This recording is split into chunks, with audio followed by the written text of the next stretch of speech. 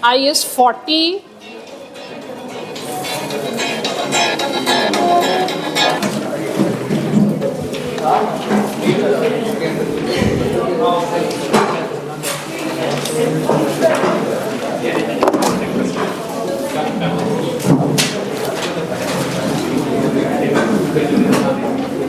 silent please. IS 40 is related with investment property. बेटे सबकी attention चाहिए, डोंट ट्राई, मैंने आपको सॉफ्ट फॉर्म में फॉरवर्ड कर दिया हुआ है, कॉपी करवा लीजिएगा। जो मैक्सिमम आपको इन्फॉर्मेशन चाहिए और रिक्वायर्ड है पेपर पास करने के लिए वो आपको सॉफ्ट कॉपी में मिल चुकी है। गर्ल्स वर सेइंग थैंक्स, ये बदीद लोग हैं, थैंक्स भी नहीं बोलते हैं। आगे बढ़ते हैं।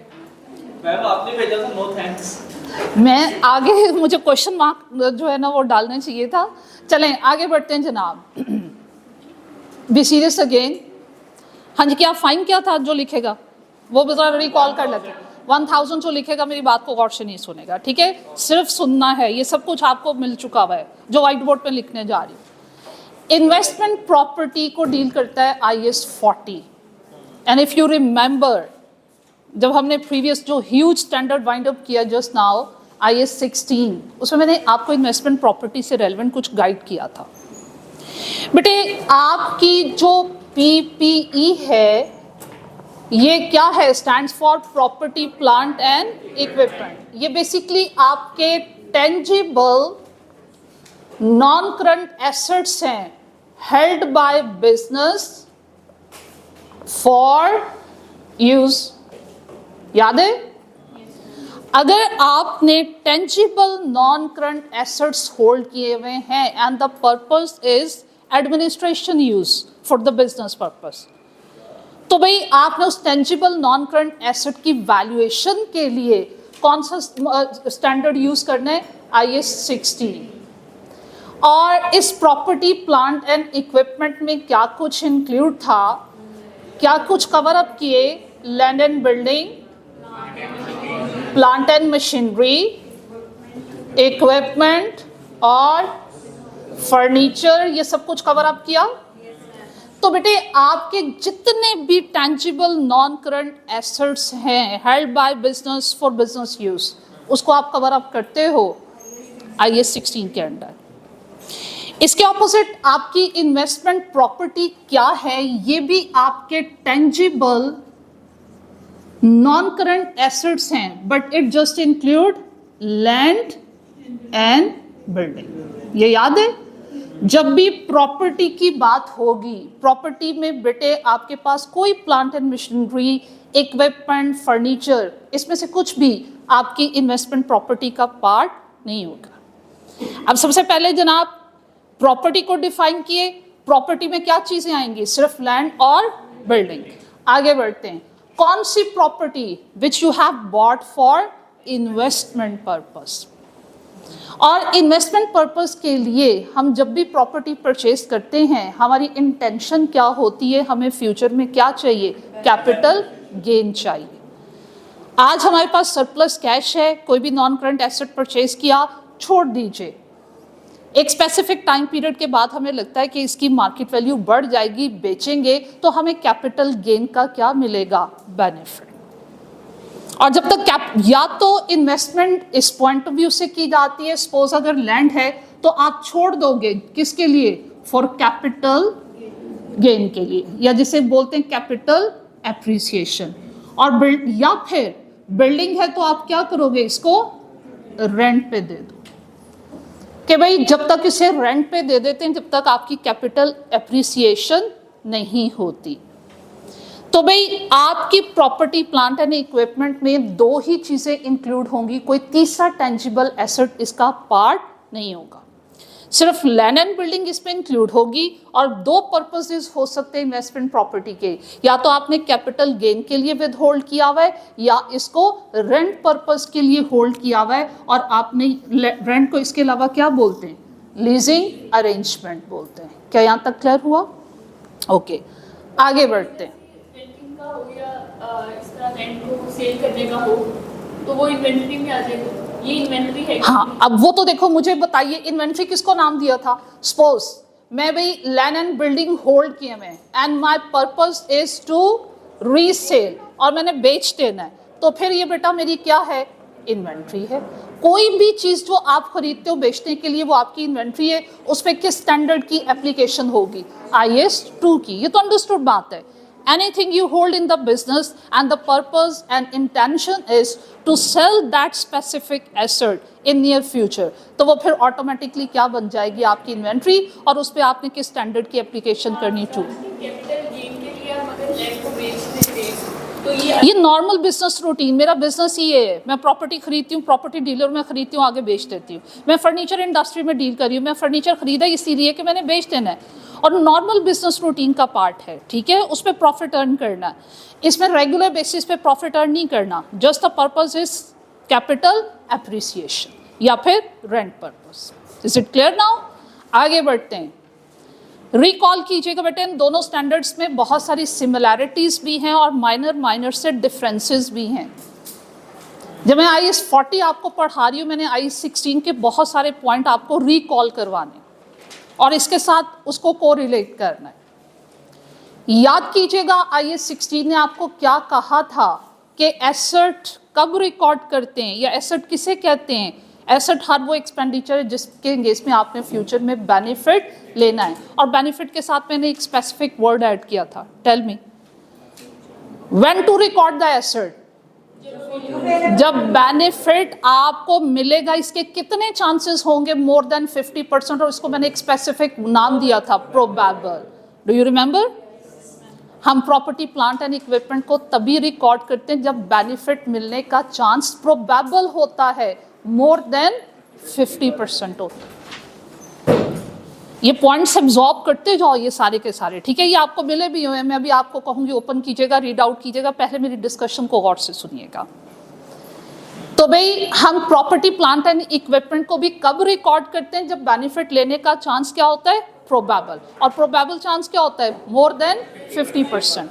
हम इन्वेस्टमेंट प्रॉपर्टी को भी जब भी रिकॉर्ड करेंगे जब बेनिफिट लेने का चांस प्रोबेबल होगा, मोर देन 50% होगा।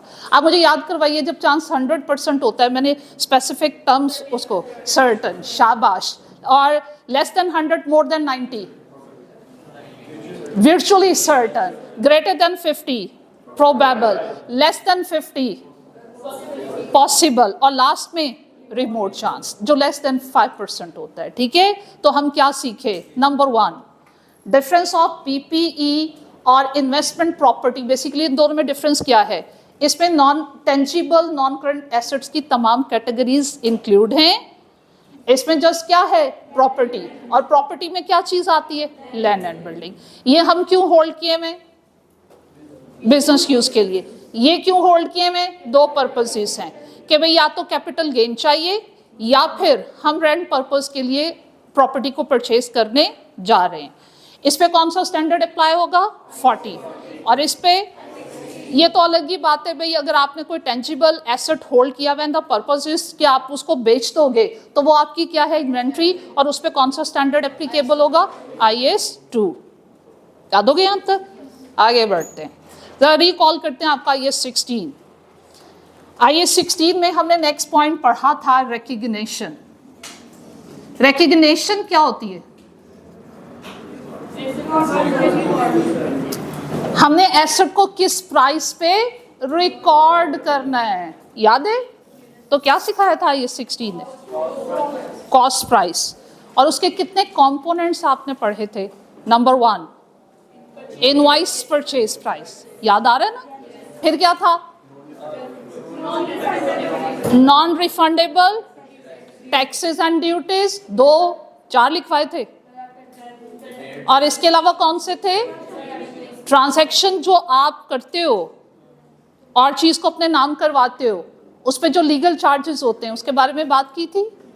लीगल चार्जेस होते हैं, इसके अलावा परचेज एक्सपेंसेस होते हैं, और परचेज एक्सपेंसेस को क्या नाम दिए, कैपिटल एक्सपेंडिचर। भूल आए हो ना, फिर से रिपीट करती हूँ, गौर से सुनिएगा। हमने भाई प्रॉपर्टी प्लांट एंड इक्विपमेंट की कॉस्ट पढ़ी थी कि भाई रिकग्निशन तो तभी हो सकती है हम उस वैल्यू पे प्रॉपर्टी प्लांट एंड इक्विपमेंट को रिकॉर्ड करते हैं। कॉस्ट प्राइस और टोटल कॉस्ट प्राइस के कितने कंपोनेंट होते हैं? Number 1 invoice purchase price, number 2 purchase expenses. Purchase expenses को हमने नॉन करंट एसेट के पॉइंट ऑफ व्यू से क्या नाम दिया था? कैपिटल एक्सपेंडिचर्स का, याद आ रहा है? Number 3 non refundable taxes and duties. इसके अलावा क्या था? एग्जैक्टली तो अब ये सारे के सारे कंपोनेंट ऐड करते हो तो बेटे प्रॉपर्टी प्लांट एंड इक्विपमेंट की आपके पास क्या आती है? कॉस्ट। सेम यही चारों कंपोनेंट्स को आप ऐड करोगे तो आपके पास कॉस्ट किसकी आएगी? Investment property. इसमें एक पॉइंट एक्स्ट्रा है, जब प्रॉपर्टी आप परचेज करते हो आपको प्रॉपर्टी टैक्स पे करना पड़ता है। जब आप प्रॉपर्टी परचेज करते हो आपको प्रॉपर्टी टैक्स पे करना पड़ता है। दो तरह के होते हैं प्रॉपर्टी टैक्स, एक at the time of purchase और एक पर एनम बेसिस पे होता है। जो परचेज के टाइम पे हम एक्सपेंस बियर करते हैं वो हमेशा कॉस्ट का पार्ट बनता है, और जो एक्सपेंस रेगुलर बेसिस पे ऑनवर्ड पर एनम बेसिस पे चला जाएगा वो कैपिटल एक्सपेंडिचर नहीं होता, वो हमेशा क्या होता है? रेवेन्यू एक्सपेंडिचर होता है। याद हो गया? बताइए, क्लियर है यहाँ तक? एक स्टेप आगे चलते हैं। रिकग्निशन की एंट्री क्या पास की जाए? इसमें क्या एंट्री पास की थी जब आप property plant and equipment purchase करोगे? नॉन करंट एसेट या फिर प्रॉपर्टी प्लांट इक्विपमेंट डेबिट और कैश आपका क्रेडिट। ये किस चीज की एंट्री है? For the recognition of. तो बेटे जब आप इन्वेस्टमेंट प्रॉपर्टी परचेज करोगे उसकी भी रिकग्निशन की एंट्री क्या पास करोगे? सेम यही एंट्री पास करोगे। इन्वेस्टमेंट प्रॉपर्टी डेबिट, कैश या पेबल आपका क्रेडिट। अच्छा, फिर आईटीए में कुछ सीख कर आए थे आप। आईटीए के उस चैप्टर में डेप्रिसिएशन में आपको सिखाया गया था कि नॉन करंट एसेट परचेज कैसे करते हैं। पहले जनाब कमिटमेंट कॉन्ट्रैक्ट होता है, उस टाइम में कुछ एडवांस देते हैं, फिर फिजिकली आपके पास एसेट आता है, कुछ पैसे तब दिए जाते हैं, रिमेनिंग ड्यूज हम फिर कुछ टाइम पीरियड के बाद देते हैं। सपोज मैंने इन्वेस्टमेंट प्रॉपर्टी परचेज करी है 1 मिलियन की, और कैसे परचेज किए भाई? 1 मिलियन में से 2 लाख मैंने एडवांस दे दिया, बकाया कितना रह गया? 8 लाख। अब 8 लाख में से 5 लाख जो फिजिकली मेरे पास इन्वेस्टमेंट प्रॉपर्टी आई है मैंने तब पे किया है, बकाया कितना रह गया? 3 लाख। वो मैंने कब पे किया भाई? आफ्टर 2 मंथ्स पे किया। चलो जरा इसको जर्नलाइज करने की कोशिश करते हैं। नॉन करंट एसेट को एक्वायर अभी किया नहीं है, फिजिकली मेरे पास नहीं आया, मैंने एडवांस दिया है for the purchase of non current asset, और उस प्रीपेड को एक स्पेसिफिक नाम देते हैं एडवांस। याद आ रहा है? सबकी अटेंशन और इन्वॉल्वमेंट मुझे चाहिए। नॉन करंट एसेट को परचेज करने के लिए जो हम एडवांस पे करते हैं before physically acquiring the non current asset, हम एंट्री क्या पास करते हैं? एडवांस अकाउंट डेबिट, और कैश क्योंकि जा रहा है वो आपका क्या है? क्रेडिट। एडवांस का स्टेटस क्या है? करंट एसेट, क्योंकि इसके एंगेज में जल्द ही हम बेनिफिट लेंगे in the form of non current asset. याद आ रहा है? चलो भाई, फिजिकली मेरे पास नॉन करंट एसेट आ चुका, चाहे वो इन्वेस्टमेंट प्रॉपर्टी का है या आपके पास पीपीई का है, और उस टाइम मैंने 5 लाख पे किया, क्या एंट्री करोगे? नॉन करंट एसेट को क्या करना है? डेबिट करना है। अच्छा भाई, कितनी अमाउंट से नॉन करंट एसेट को डेबिट करना है? टोटल कॉस्ट, और हमारी एग्जांपल में टोटल कॉस्ट क्या है? 1 मिलियन। ये सबको सब फॉलो कर रहे हो? नॉन करंट एसेट को 1 मिलियन से आपने डेबिट किया, ओके हो गया। क्रेडिट किसको करें? Advance credit by 2 lakh, cash credit by 5 lakh, payable credit by 3 lakh.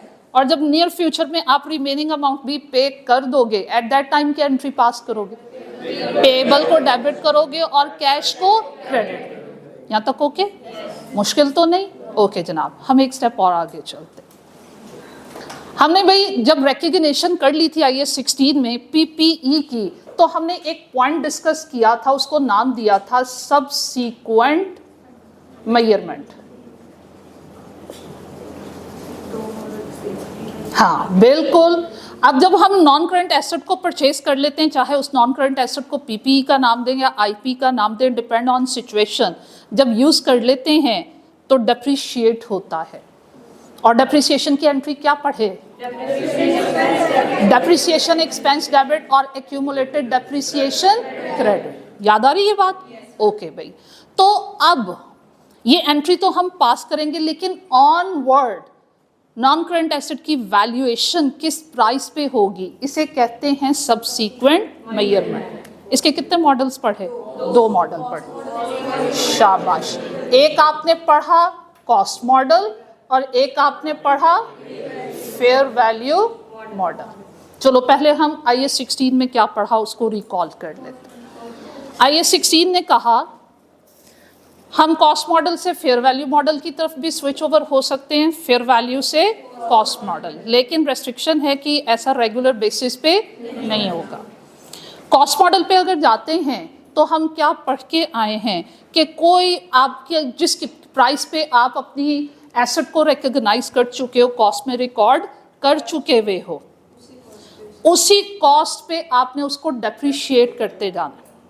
और कोई मार्केट में करंटली आपके नॉन करंट एसेट की प्राइस क्या है, फेयर वैल्यू क्या चल रही है, हम उसे इग्नोर कर देते हैं, उससे हमारा कोई भी कंसर्न नहीं होता।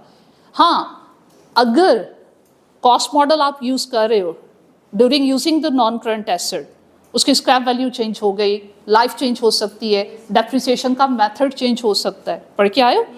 अगर ये चेंजेस आती हैं तो डेप्रिसिएशन के एक्सपेंस को कैलकुलेट करते हुए इन चेंजेस को आपने एडजस्ट करना है। तो डेप्रिसिएशन का एक्सपेंस चेंज हो जाता है, लेकिन उसकी अकाउंटिंग ट्रीटमेंट पे इसका कोई इफेक्ट नहीं होता। ये पढ़ के आए हो बेटे? Same is here. Investment property के लिए भी हम कॉस्ट मॉडल भी यूज कर सकते हैं और फेयर वैल्यू मॉडल भी यूज कर सकते हैं। अगर आप कॉस्ट मॉडल यूज कर रहे हो तो सेम वैसे ही एप्लीकेशन होगी इन्वेस्टमेंट प्रॉपर्टी पे, जिस तरह अंडर IAS 16 आपने इसकी एप्लीकेशन की थी प्रॉपर्टी प्लांट एंड इक्विपमेंट। वो पॉइंट्स मुझे यहाँ पे रिपीट करने की जरूरत नहीं है। जब हम कॉस्ट मॉडल को यूज करते हैं तो कीप इन माइंड मार्केट में आपके एसेट की फेयर वैल्यू इस वक्त क्या हो चुकी है, हमारे लिए कंसर्नेबल नहीं होता, और ना डिस्क्लोजर में लिखना जरूरी है। याद कीजिए प्रीवियस चैप्टर का जितने क्वेश्चंस किए हैं, हर वो एसेट जिसके अगेंस्ट में आप कॉस्ट मॉडल यूज कर रहे थे, क्या डिस्क्लोजर में उस एसेट के ऑपोजिट उसकी फेयर वैल्यू लिखी? नो लिखी। यहाँ एक माइनर सा डिफरेंस है। अगर आप कॉस्ट मॉडल यूज कर रहे हो for investment property, fair value कंसर्नेबल होता है। कॉस्ट मॉडल में उसकी एप्लीकेशन तो नहीं होगी, लेकिन डिस्क्लोजर में आपको इन्वेस्टमेंट प्रॉपर्टी की करंटली फेयर वैल्यू क्या हो चुकी है वो मेंशन करना जरूरी है। डिस्क्लोजर आपके फाइनल अकाउंट का पार्ट नहीं है, एक्स्ट्रा नोट्स हैं। तो जो एक्स्ट्रा नोट्स हैं आपके डिस्क्लोजर में, इवन अगर आप कॉस्ट मॉडल भी यूज कर रहे हो, किसके लिए? इन्वेस्टमेंट प्रॉपर्टी के लिए, तो डिस्क्लोजर में आपको फेयर वैल्यू की इंफॉर्मेशन देना in case of investment property is compulsory, but it is not compulsory in case of PP. पहला डिफरेंस समझ में आया? व्हाई? रीजन इज, इसको क्यों खरीदे? कैपिटल गेन के लिए क्या करना है? बेचना है। इसका मतलब कभी ना कभी बिकना है, ठीक है? तो अब कभी ना कभी बिकना है, that's why you must have fair value information, लेकिन वो डिस्क्लोजर का पार्ट होगा, उसकी बेस पे आपने सरप्लस या गेन को कैलकुलेट नहीं करना। यहाँ तक बात एब्जॉर्ब हो रही है सबको? जो बच्चे बाद में ज्वाइन किए वो समझ रहे हैं? ठीक है। अब नेक्स्ट बात करते हैं। अगर हम उसकी बात करते हैं इन्वेस्टमेंट प्रॉपर्टी, पहले हम कॉस्ट मॉडल यूज कर रहे थे, आफ्टर सम स्पेसिफिक टाइम हम फेयर वैल्यू मॉडल की तरफ मूव किए। Can we move? Yes. IAS 16 में भी हम मूव कर सकते हैं। और IAS 16 में इन सम सर्कमस्टांसेस आपके पास अगर फेयर वैल्यू अवेलेबल नहीं है, आप कॉस्ट मॉडल की तरफ भी स्विच ओवर हो सकते हो, लेकिन इस पे रेस्ट्रिक्शन है, रेगुलर बेसिस पे आप स्विच ओवर नहीं हो सकते। But in case of IP, keep in mind, अगर आप एक दफ़ा कॉस्ट मॉडल से फेयर वैल्यू मॉडल की तरफ आ गए, reversal is not possible. PPE में ज़्यादा यूज होता है कॉस्ट मॉडल, और IP में ज़्यादा कौन सा मॉडल रिकमेंडेड है? Fair value. क्यों? फिर रीज़न इज कैपिटल गेन, और कैपिटल गेन सेल के अगेंस्ट में होगा, तो फेयर वैल्यू की इंफॉर्मेशन हमारे पास मस्ट होनी चाहिए। लेकिन उसमें कुछ प्रॉब्लम्स हैं। सम टाइम ना हम फेयर वैल्यू मॉडल, बेटा बुक को नहीं देखो, जो मैंने आपको फॉरवर्ड किया सारे पॉइंट्स मिल जाएंगे, बुक आपको हलवा लगनी शुरू हो जाएगी। पहले बस सुन लें, फिर वो मैं सारे पॉइंट्स बंद करते हैं मेरा बेटा। सम टाइम हम फेयर वैल्यू मॉडल को यूज करना चाहते हैं, उसके लिए मेरे पास फेयर वैल्यू होनी चाहिए, लेकिन सम टाइम अवेलेबल नहीं होती बिकॉज ऑफ एनी रीजन। आपके पास जो प्रॉपर्टी प्लांट है वैसा कोई प्रॉपर्टी प्लांट ऑलरेडी मार्केट में एग्जिस्ट कर ही नहीं रहा, तो कैसे उसकी फेयर वैल्यू का एस्टिमेशन लगाएं? तो स्टैंडर्ड कहता है जब तक आपके पास फेयर वैल्यू की इंफॉर्मेशन नहीं है, जब तक आपके पास फेयर वैल्यू की इंफॉर्मेशन नहीं है तब तक आप कॉस्ट मॉडल यूज कीजिए। लेकिन जैसे ही फेयर वैल्यू की आपके पास इंफॉर्मेशन आ जाएगी तो आपने फौरन ही उसे कॉस्ट मॉडल से किस तरफ कन्वर्ट कर लेना है? Fair value model. क्या सीखा? Repeat with me. हम रिकमेंड करते हैं इन्वेस्टमेंट प्रॉपर्टी के लिए कौन सा मॉडल? उसके लिए मेरे पास फेयर वैल्यू होनी चाहिए। But if because of any reason मेरे पास फेयर वैल्यू अवेलेबल नहीं है तो मेरी मजबूरी है, मैं कौन सा मॉडल ऑप्ट करूंगी? Cost model. ठीक है। और जैसे ही फेयर वैल्यू की इंफॉर्मेशन आएगी मैं फॉरन से पहले फेयर वैल्यू मॉडल की तरफ स्विच ओवर हो जाऊंगी। यहां तक बात एब्जॉर्ब हो गई? आगे बढ़ते हैं। फेयर वैल्यू मॉडल नॉर्मली क्यों अवेलेबल नहीं होती? जो अंडर कंस्ट्रक्टेड प्रॉपर्टी होती है, इसमें तो कंस्ट्रक्शन ही आएगी ना, परचेसिंग नहीं आएगी, कम आती है। परचेसिंग भी पॉसिबल है कि प्रॉपर्टी यू हैव परचेस्ड। अगर आपने खुद बना रहे हो, बिल्डिंग कंस्ट्रक्ट कर रहे हो, खाली प्लॉट लिया, बिल्डिंग की कंस्ट्रक्शन अभी हो रही है, नॉर्मली जो अंडर कंस्ट्रक्टेड बिल्डिंग्स होती हैं उनकी फेयर वैल्यू अवेलेबल नहीं होती। तो हम क्या करेंगे? जब तक वो कंप्लीट नहीं होता, फेयर वैल्यू अवेलेबल नहीं है नॉर्मली, तो कॉस्ट मॉडल। और जैसे ही वो कंप्लीट हुआ, फेयर वैल्यू मिली, तो फौरन आप किस पे स्विच ओवर हो गए? फेयर वैल्यू मॉडल की तरफ। अच्छा, अब एक और चीज नेक्स्ट में बढ़ते हैं। हम फेयर वैल्यू मॉडल से कॉस्ट मॉडल की तरफ मजबूरी में आ रहे। क्यों मजबूरी में आ रहे? Fair value is not available. Understand कर रहे हो? अटेंशन डाइवर्ट तो नहीं हुई? श्योर? मैंने आपसे कहा कि फेयर वैल्यू मॉडल से हमें कॉस्ट मॉडल की तरफ मजबूरी लेकर आती है, और वो मजबूरी क्या है? फेयर वैल्यू अवेलेबल नहीं है। तो जब फेयर वैल्यू आपके पास अवेलेबल नहीं है तो स्क्रैप वैल्यू की एस्टिमेशन इज नॉट पॉसिबल। इसलिए पीपीई के हर कंपोनेंट की तो स्क्रैप वैल्यू होगी, लेकिन अक्सर ही, बल्कि आपको बुक में देखोगे, आईपी के किसी भी कंपोनेंट की आपके पास स्क्रैप वैल्यू अवेलेबल नहीं होगी। स्क्रैप वैल्यू रेजिडुअल वैल्यू होती क्या है? एक यूजफुल लाइफ के एंड में ये कितने का बिकेगा, इसका अंदाजा कैसे लगाते हैं? फेयर वैल्यू की इंफॉर्मेशन अवेलेबल होगी तो अंदाजा लगेगा। तो हम तो कह रहे हैं fair value is not available. तो जब फेयर वैल्यू अवेलेबल नहीं है, इसीलिए तो हम ये मॉडल यूज नहीं कर रहे, तो स्टैंडर्ड कहेगा तो फिर स्क्रैप वैल्यू कहां से आ गई? तो आईपी में जब हम कॉस्ट मॉडल की तरफ जाएंगे डेप्रिसिएशन की कैलकुलेशन के लिए, keep in mind scrap value of IP would be equal to 0। हम 0 सपोज करेंगे। ठीक है? ओके हुआ? बात समझ में आई? हम कॉस्ट मॉडल जब मजबूरी में यूज करते हैं फॉर इन्वेस्टमेंट प्रॉपर्टी, क्यों यूज करते हैं? हम कह रहे हैं fair value information is not available. तो अगर फेयर वैल्यू इन्फॉर्मेशन अवेलेबल नहीं है, scrap value residual value can't be estimated. तो यहां जब डेप्रिसिएशन कॉस्ट मॉडल में आपने कैलकुलेट करनी है फॉर इन्वेस्टमेंट प्रॉपर्टी, तो स्क्रैप वैल्यू को हम हमेशा क्या रिज्यूम करेंगे? 0। यहां तक भी एब्जॉर्ब हो गया? एक स्टेप और आगे चले। अच्छा, एक स्टेप और आगे बढ़ते हैं। याद कीजिए, जब हमने फेयर वैल्यू मॉडल यूज किया था फॉर पीपीई, डेप्रिशिएट करते थे एसेट को, उस एसेट को भी डेप्रिशिएट करते थे जो कॉस्ट मॉडल पे था, उस एसेट को भी डेप्रिशिएट करते थे जो फेयर वैल्यू मॉडल पे। यहां पे एक डिफरेंस है। जब आईपी पे कॉस्ट मॉडल अप्लाई करोगे तो डेप्रिसिएशन होगी, जब फेयर वैल्यू मेथड अडॉप्ट करोगे तो डेप्रिसिएशन आपने कैलकुलेट नहीं करनी। रीवैल्यूएशन मॉडल अगर यूज करते हो फॉर इन्वेस्टमेंट प्रॉपर्टी तो आपने अपने एसेट को डेप्रिशिएट नहीं करना। हाँ जी, बात एब्जॉर्ब हुई? नहीं। चलो शुरू से पॉइंट रिपीट करते हैं, यहाँ पे थोड़ा सा आपकी अटेंशन डाइवर्ट हो रही है, कॉन्सेंट्रेशन थोड़ी सी लूज हो रही है। पहला पॉइंट क्या बताया, बताइए भाई, इस नॉन करंट एसेट में और इस नॉन करंट एसेट में क्या डिफरेंस है?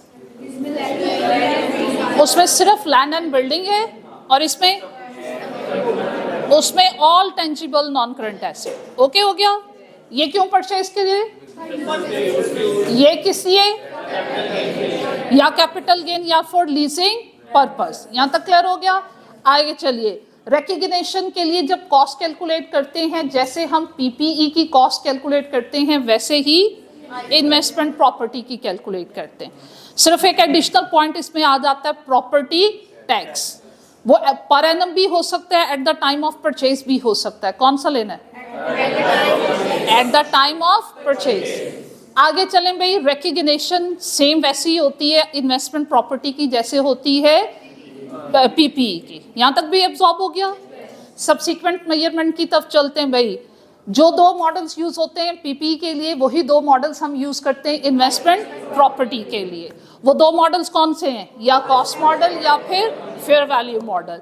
अब भाई डिफरेंस से पहले हम क्या, पीपीई में कॉस्ट मॉडल भी यूज हो सकता है, फेयर वैल्यू मॉडल, और स्विच ओवर भी हो सकते हैं। Is it possible for investment property? No. ज्यादा रिकमेंडेड क्या है? Fair value model. अगर आप एक दफा कॉस्ट मॉडल से फेयर वैल्यू मॉडल की तरफ आ गए, आप स्विच बैक नहीं कर सकते। कॉस्ट मॉडल की तरफ हम कब आते हैं? जब फेयर वैल्यू इंफॉर्मेशन अवेलेबल नहीं होती। इसलिए कॉस्ट मॉडल में डेप्रिसिएशन ऑफ आईपी कैलकुलेट करने के लिए स्क्रैप वैल्यू को हमेशा क्या करोगे? जीरो एज्यूम करोगे। यहां तक बातें एब्जॉर्ब हो गई? अच्छा, एक और चीज मैंने डिफरेंस बताया, प्रॉपर्टी प्लांट एंड इक्विपमेंट में कॉस्ट मॉडल यूज करें या फेयर वैल्यू मॉडल यूज करें? डेप्रिसिएशन दोनों केस में है ना, लेकिन अगर आईपी है तो कॉस्ट मॉडल में डेप्रिसिएशन होगी और फेयर वैल्यू में डेप्रिसिएशन नहीं होगी। अल्हम्दुलिल्लाह क्लियर हो गया। आगे चलते हैं भाई। बहुत सारे लोग ऐसा करते हैं, प्लाजा बना लिया, उसका एक पोर्शन खुद बिजनेस यूज के लिए रख लिया, एक उन्होंने 2 स्टोरीज रख ली रेंट पे देने के लिए, और एक फ्लोर उन्होंने बेचने के लिए रख लिया। अब क्या कहें, ये मेरी इन्वेस्टमेंट प्रॉपर्टी है, क्या मैं इस पे IAS 40 अप्लाई करूं? ये मेरा प्रॉपर्टी प्लांट इक्विपमेंट है, मैं इस पे IAS 16 अप्लाई करूं, या ये मेरी इन्वेंट्री है, इस पे IAS 2 अप्लाई करूं? Depend on intention and purpose. आपके प्लाजे का वो पोर्शन जो आपने खुद के लिए यूज के लिए रखा हुआ है, वो पीपीई होगा, उस पर किसकी एप्लीकेशन होगी? IAS 16। ठीक है। और जो पोर्शन आपने रेंट पे देने के लिए रखे हुए हैं उस पे IAS 40, और आपने वो फ्लोर जो बेचने के लिए रख लिया वो किस में आएगा? IAS 2 में। ऐसा पता कब करते हैं? जब आपकी जो प्रॉपर्टी है, बेटे बातें नहीं, ऐसा हम तब करते हैं जो आपको क्वेश्चन में प्रॉपर्टी गिवन है उसके डिफरेंट सेक्शन सेपरेबल है, हर पोर्शन सेपरेट है। या आपने एक बहुत बड़ी जो है वो प्लॉट परचेज किया हुआ है, उसमें मुख्तलिफ छोटी छोटी सी बिल्डिंग्स बनी हुई हैं, वो भी सेपरेटेबल है। जो आपकी स्टोरीज हैं वो भी सेपरेटेबल हैं। लेकिन सम टाइम आपको ऐसी प्रॉपर्टी प्लांट एंड इक्विपमेंट की वो एग्जांपल देगा जिसमें वो कहेगा कि इसके पोर्शंस को सेपरेट नहीं किया जा सकता, लेकिन कुछ पोर्शन हम रखे हुए हैं यूज़ के लिए और कुछ पोर्शन हम रखे हुए हैं कैपिटल गेन के लिए। अब क्या करें? तो नो प्रोपोर्शन नहीं करेंगे। फिर स्टैंडर्ड पता है क्या कहता है? अगर उसके पोर्शन सेपरेटेबल नहीं है तो आप देखो ज़्यादा आप किस पर्पस के लिए यूज़ कर रहे हो। अगर ज़्यादा पोर्शन उसका यूज़ कर रहे हो लीजिंग पर्पस के लिए, जो IAS 40, और अगर ज़्यादा पोर्शन उसका आपने खुद होल्ड किया हुआ है, अपने बिजनेस पर्पस के लिए यूज़ कर रहे हो, तो किसकी एप्लीकेशन होगी? गुड हो गया। ठीक है, ओपन योर बुक्स। अच्छा, पहले बुक नहीं, जो मैंने फॉरवर्ड किया जरा वो निकालिए। सॉफ्ट फॉर्म में निकालेंगे, जिनके पास हार्ड फॉर्म में वो तो ज़्यादा ही अच्छी बात है। आपके ग्रुप्स में शेयर हुआ हुआ है।